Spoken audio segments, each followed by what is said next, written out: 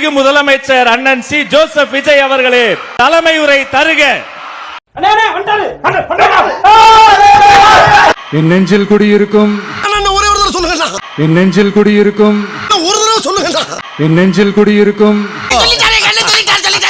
பெரிய ஒரு உயரத்துக்கு போனாலும் செலவுல சில காயங்கள் அதை மறக்க முடியாது இல்லையா? நாமக்கல் அந்த மீட்டிங் முடிச்சுட்டு கரூர் வரும்போது அந்த கரூர் போலீஸ் எங்களை அலர்ட் பண்ணிருக்கலாம்ல. ஒரே கூட்டமா இருக்கு. எவ்வளவு கூட்டம் உனக்கு என்ன? போலீஸ் நினைச்சா அவங்க அந்த மீட்டிங்கே கேன்சல் பண்ணலாம். கிடைக்கிற கேப்ல எல்லாம் ஆப்பு வைக்கிறியே சிவாஜி. ஏதோ தப்பா இருக்கு, ஏதோ தப்பா தோணுது அப்படின்னு நினைச்சிட்டாலே என்ன சொல்ல சொன்னா என்ன சொல்லிட்டு இருக்க? எங்ககிட்ட கேட்கணும்லாம் ஒண்ணும் அவசியமே கிடையாது. ஆனா அதையெல்லாம் எதுவுமே செய்யாம உனக்கெல்லாம் வெக்கமே இல்லையாடா? சோறு தானே திங்கிற.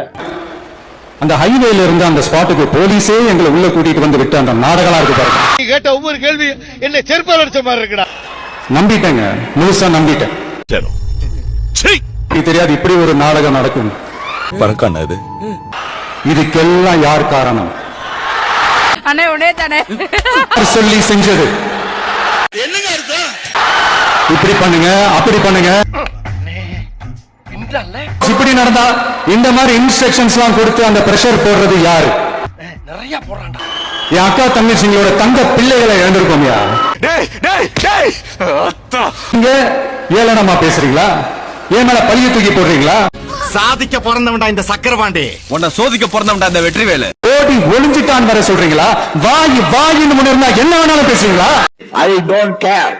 இந்த முறை நான் அடிக்கிற அடி மரண அடியா தான் இருக்கும். நான் உங்களையே கேட்கிறேன், அன்னைக்கு அந்த கிரௌடுக்கு தகுந்த மாதிரி போலீஸ் பாதுகாப்பு கொடுத்தாங்களா? எல்லாரும் அப்படியே எனக்கு ஒரு லாலிபாப் வாங்கி கொடுங்க, வாயில வச்சுக்கிட்டு இடத்தை எடுத்துக்க சொல்லி நாங்க தான் சொன்னோம்னு ஒரு போலீஸ் ஆபீசர் பேட்டி கொடுக்கிறாரு. அதுக்கு என்ன அர்த்தம்? எனக்கு வருத்தம்பா, எனக்கு ரொம்ப வருத்தம். பழிய தூக்கி நம்ம மேல போட்டுட்டு அதுல ஒரு அரசியல் ஆதாயம் தேடுறீங்களேயா? ஸ்டாலின் சார் நம்ம மேல திருப்பி விட்டு அங்க ஒரு அரசியல் செய்யறாரு. அதுக்கு என்ன அர்த்தம்? சிரிச்சுக்கிட்டே இருப்பேன் நானு, டக்குன்னு சீரியஸ் ஆயிருவேன். ஆதாயம் தேடுற அரசியல்வாதி எல்லாம் கிடையாது, மக்களுக்காக அரசியலுக்கு வந்தவன் இந்த விஜய். நல்லா இருப்படா போடா, உன்னெல்லாம் ஒண்ணும் பண்ண முடியாது. இத்தனை வலிகள் காயங்கள் கொடுத்தவங்களுக்கு இந்த 2026 தேர்தலில் தக்க பதிலடி கொடுத்துட்டீங்க. ஆனா அது மட்டுமே பத்தாது மக்களே.